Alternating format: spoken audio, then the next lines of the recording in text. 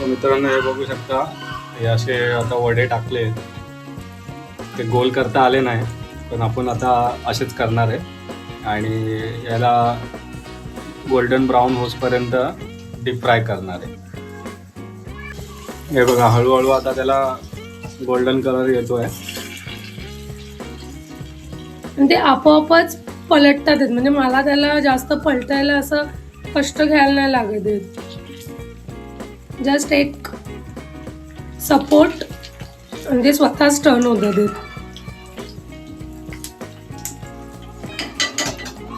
हे बघा एकदम जबरदस्त झाले. माझी बायको सुगरण एक नंबर. ऍक्च्युली मेंदू वडे बनवायचाच प्लॅन होता, बट बॅटर पातळ झाल्यामुळे गोल वडे झाले.